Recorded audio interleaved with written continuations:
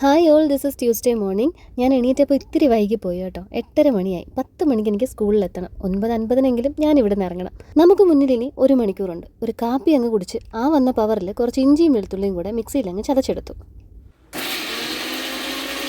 ഫ്രിഡ്ജിൽ കഴുകി വെച്ചിരുന്ന ചിക്കൻ എടുത്ത് അതിലേക്ക് മഞ്ഞപ്പൊടിയും മുളക് പൊടിയും കുരുമുളക് പൊടിയും കുറച്ച് കാശ്മീരി മുളക് പൊടിയും ആവശ്യത്തിന് ഉപ്പും ഇഞ്ചി വെളുത്തുള്ളി ചതച്ചതും കുറച്ച് ചിക്കൻ പൊരിച്ചതിൻ്റെ മസാലയും കൂടെ ചേർത്തു. നിറം എനിക്കൊരു വീക്ക്നെസ് ആയതുകൊണ്ട് ഞാൻ കുറച്ച് കാശ്മീരി മുളക് പൊടിയും കൂടെ ചേർത്ത് ഒരു മുട്ടയും കൂടെ പൊട്ടിച്ചൊഴിച്ച് അതങ്ങ് മാരിനേറ്റ് ചെയ്ത് മാറ്റി വെച്ചു. ബ്രേക്ക്ഫാസ്റ്റിന് ഇന്ന് അപ്പമാണ്. കടലക്കറിക്കായിട്ടുള്ള കടല ഞാൻ അവിടെ വെള്ളത്തിൽ കുതിർത്തി വെച്ചിട്ടുണ്ട്. സവാള ഗിരിഗിരി എന്നും പറഞ്ഞ് കുറച്ച് സവാള അങ്ങോട്ട് അരിഞ്ഞു മാറ്റി. കുതിർത്തി വെച്ച കടലയും അരിഞ്ഞ സവാളയും തക്കാളിയും പച്ചമുളകും ആവശ്യത്തിന് ഉപ്പും വെള്ളവും ചേർത്ത് ഗ്യാസിലേക്ക് വെച്ചു. ഇനി നമുക്കിതിലേക്ക് വേണ്ട പൊടികളെല്ലാം ആഡ് ചെയ്ത് കൊടുക്കാം. കുറച്ച് മഞ്ഞൾപ്പൊടി, കുറച്ച് ഗരം മസാല, അല്പം ചെന്ന മസാല, പിന്നെ നമ്മൾ മിക്സിയിൽ ഇപ്പോൾ ചതച്ചെടുത്ത ഇഞ്ചിയും വെളുത്തുള്ളിയും കുറച്ച്, ആവശ്യത്തിന് മല്ലിപ്പൊടിയും സാദാ മുളക് പൊടിയും, നിറത്തിന് കുറച്ച് കാശ്മീരി മുളക് പൊടിയും. രുചി കൂടാനായിട്ട് ഒരല്പം പഞ്ചസാരയും കൂടെ ഞാൻ കാപ്പിക്കുള്ള കറികളിൽ ചേർക്കാറുണ്ട്. ഇനി കുക്കർ അടച്ച് ഹൈ ഫ്ലെയിമിൽ ഒരു 3 വിസിലും ലോ ഫ്ലെയിമിൽ ഒരു 2 വിസിലും അടിക്കുന്നത് വരെ വേവിച്ചെടുക്കാം. ബാക്കിയിരിക്കുന്ന ഇഞ്ചി വെളുത്തുള്ളി ചതച്ചതിലേക്ക് കുറച്ച് സവാളയും കൂടെ ചേർത്ത് അതൊന്നിനി അരച്ചെടുക്കണം. രസത്തിനായിട്ടുള്ള കലം വെച്ച് വെളിച്ചെണ്ണ ഒഴിച്ച് ഉലുവയും ജീരകവും കടുകും ഇട്ട് പൊട്ടിച്ചെടുത്തു. അതിലേക്ക് ചതച്ച കൂട്ട് ചേർത്ത് കൊടുത്തു. ആവശ്യത്തിന് ഉപ്പ് ഇട്ട് പൊടികളായിട്ട് കുറച്ച് മഞ്ഞപ്പൊടിയും ഇത്തിരി കുരുമുളക് പൊടിയും കുറച്ച് രസം പൗഡറും മാത്രമേ ആഡ് ചെയ്യുന്നുള്ളൂ. ഇനി ഇതെല്ലാം കൂടെ നുടഞ്ഞു വരുമ്പോൾ തക്കാളിയും കൂടെ ചേർത്ത് കൊടുക്കാം.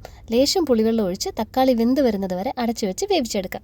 ഇതിനിടയിൽ ഞാൻ അപ്പവും ചുടാൻ തുടങ്ങിയിരുന്നു. കിച്ചണിൽ കാണുന്ന കണ്ടെയ്നേഴ്സിൻ്റെയും സ്റ്റോറേജ് റാക്സിൻ്റെയും ഒക്കെ ലിങ്ക് ഞാൻ യൂട്യൂബ് ഷോർട്സിൽ ലെഫ്റ്റ് സൈഡിൽ താഴെയായിട്ട് കൊടുത്തിട്ടുണ്ട് കേട്ടോ.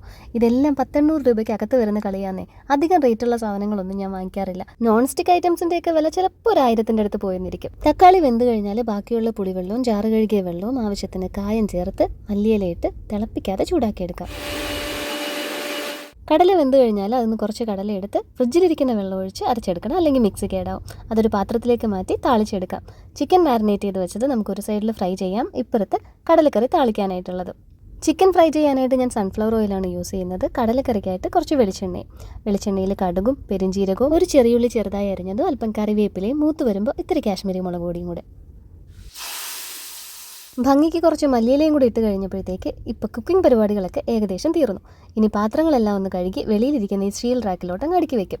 ഉച്ചയ്ക്ക് ഉണ്ണാൻ വരുമ്പോഴേക്ക് ഇതെല്ലാം ഉണങ്ങിയിരിക്കും. മഴ പെയ്താൽ പണി പാളും. അപ്പോൾ ഞാൻ അമ്മേനെയോ ലില്ലിയംചീനെയോ ആരെങ്കിലും വിളിച്ച് പറയും റാക്ക് എടുത്ത് അകത്തൊരു കസേര അതിനുവേണ്ടി മാത്രമായിട്ട് വെച്ചിട്ടുണ്ട്, അതിലേക്ക് വെക്കാനായിട്ട്. എന്നിട്ട് ഞാനും കുക്കു സാറും കൂടെ ബ്രേക്ക്ഫാസ്റ്റ് കഴിച്ചു. അല്പം സ്പീഡിലാണ് ഓടിയതെങ്കിലും കറക്റ്റ് ഒരു 9:35 ആയപ്പോഴത്തേക്ക് പണികളെല്ലാം തന്നെ കഴിഞ്ഞു. പിന്നെ ഞാൻ റെഡിയായി സ്കൂളിലേക്ക്. സൺസ്ക്രീൻ മാത്രമേ ഞാൻ സ്കൂളിലോട്ട് പോകുമ്പോൾ ഇടാറുള്ളൂ കേട്ടോ. എല്ലാം കൂടെ ഒലിച്ചിറങ്ങാനുള്ളതല്ലേ, എന്തിനാ ആവശ്യത്തിൽ അധികം ഇടുന്നത്. ഇട്ടിരിക്കുന്ന ഡ്രസ്സിൻ്റെയും പാൻറ്റിൻ്റെയും ഒക്കെ ലിങ്കും ഞാൻ ഈ ഷോർട്സിൻ്റെ സൈഡിൽ തന്നെ കൊടുത്തിട്ടുണ്ട്.